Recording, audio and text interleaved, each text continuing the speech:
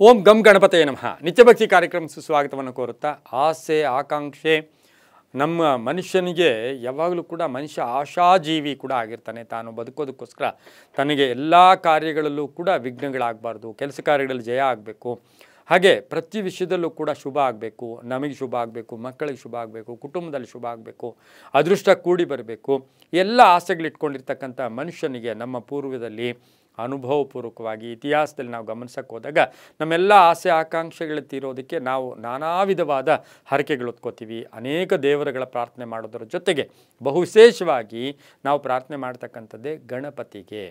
ಆ ಗಣಪತಿಗೆ ಪ್ರಾರ್ಥನೆ ಮಾಡೋಕ್ಕೆ ಮುಂಚೆ ನಾವು ಯಾವುದೇ ಕಾರ್ಯ, ಯಾವುದೇ ಶುಭ ಕಾರ್ಯ, ಯಾವುದೇ ದೊಡ್ಡ ಕಾರ್ಯ, ಯಾವುದೇ ಮಹತ್ತರ ಕಾರ್ಯ, ವಿವಾಹ ಇರ್ಬೋದು, ಹಾಗೆ ಮನೆ ಕಟ್ಕೊಳ್ಳೋದಿರ್ಬೋದು, ಆಸ್ತಿಯ ವಿಚಾರ ಇರ್ಬೋದು, ಕಾನೂನು ವಿಚಾರ ಇರ್ಬೋದು, ಆರೋಗ್ಯದ ವಿಚಾರ ಇರ್ಬೋದು, ಯಾವುದೇ ವಿಚಾರ ಇರ್ಬೋದು, ಪ್ರಯಾಣ ಇರ್ಬೋದು, ಮಾತುಕತೆಗಳಿರ್ಬೋದು, ವಿವಾದಗಳಿರ್ಬೋದು, ಎಲ್ಲಕ್ಕೂ ಕೂಡ ನಾವು ಭಗವಂತನ ಮೊರೆ ಹೋಗ್ತೀವಿ. ಆದರೆ ಗಣಪತಿಗೆ ಒಂದು ವಿಶೇಷವಾದ ಪ್ರಕ್ರಿಯೆ ಇದೆ.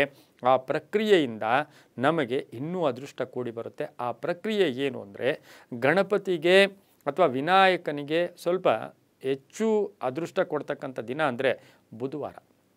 ಬುಧವಾರ ಸಾಕಷ್ಟು ಶುಭ ಫಲಗಳನ್ನು ಕೂಡ ಗಣಪತಿಯನ್ನು ಪ್ರಾರ್ಥನೆ ಮಾಡಿದಾಗ ಅದರ ಮುಖೇನ ನಮಗೂ ಕೂಡ ಶುಭ ಆಗುತ್ತೆ. ಅದರ ಜೊತೆಗೆ ಗಣಪತಿಗೆ ಈಡುಗಾಯಿ, ಗಣಪತಿಗೆ ಈಡುಗಾಯಿ. ಏನು ಈಡುಗಾಯಿ ಅಂದರೆ, ಗಣಪತಿ ದೇವಸ್ಥಾನದ ಹತ್ರ ಗಣಪತಿಯ ಮುಂದೆ, ದೇವರ ವಿಗ್ರಹದ ಮುಂದೆ, ದೇವಾಲಯದ ಮುಂದೆ, ದೇವಾಲಯದ ಪ್ರಾಂಗಣದಲ್ಲಿ ಈಡುಗಾಯಿ ಒಡೆಯೋದ್ರಿಂದ ನಮ್ಮ ಕೆಲಸ ಕಾರ್ಯಗಳಲ್ಲಿ ವಿಘ್ನಗಳು ನಮಗೆ ಬರೋದಿಲ್ಲ. ಆದರೆ ಕೆಲಸ ಆದಮೇಲೆ ನಾನು ಬಂದು ಈಡುಗಾಯಿ ಹೊಡಿತೀನಿ ಅನ್ನೋದೇ ಬೇರೆ, ಅದು ಹರಕೆ.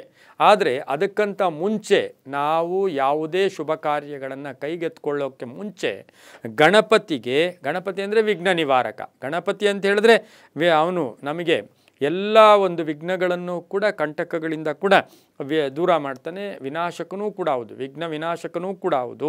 ಹಾಗಾಗಿ ಈ ಒಂದು ನಿರ್ವಿಘ್ನವಾಗಿ ನೆರವೇರಲಿ ಅಂಥೇಳಿ 21 ತೆಂಗಿನಕಾಯಿಗಳನ್ನು ಗಣಪತಿಗೆ ಈಡುಗಾಯಿ ಹಾಕಿ ಒಡೆದಿದ್ದೆ ಆದರೆ ಆ ಚೂರುಗಳು ಹೇಗೆ ಚೂರು ಆಗುತ್ತೆ ತೆಂಗಿನಕಾಯಿ, ಆ ನಮಗೆ ಗೊತ್ತಿಲ್ಲದೆ ಇರತಕ್ಕಂಥದ್ದು ತೆಂಗಿನಕಾಯಲ್ಲಿರ್ತಕ್ಕಂಥ ಏನೋ ಒಂದು ವಿಘ್ನ, ಆ ವಿಘ್ನ ಹೊಡೆದು ಹೋಗೋ ರೀತಿ ಈ 21 ಕಾಯಿಗಳ ಮುಖೇನ ಅಥವಾ 3 ತೆಂಗಿನಕಾಯಿಗಳ ಮುಖೇನ ಅಥವಾ 21 ತೆಂಗಿನಕಾಯಿ ಅಥವಾ 7 ತೆಂಗಿನಕಾಯಿ, 7 ತೆಂಗಿನಕಾಯಿಯನ್ನು ತಗೊಂಡು ಗಣಪತಿ ದೇವಸ್ಥಾನದಲ್ಲಿ ಪ್ರಾರ್ಥನೆ ಮಾಡಿ ಸಂಧ್ಯಾಕಾಲದಲ್ಲಿ ಈಡುಗಾಯಿಯನ್ನು ಒಡೆದಿದ್ದೆ ಆದರೆ ನಿಮ್ಮ ಸಂಕಲ್ಪ ಕಾರ್ಯಗಳು ಅದು ಕೂಡ ಧರ್ಮವಾಗಿದ್ದಿದ್ದೆ ಆದರೆ ಅವು ಬೇಗ ಈಡೇರುತ್ತೆ, ಶುಭ ಆಗುತ್ತೆ.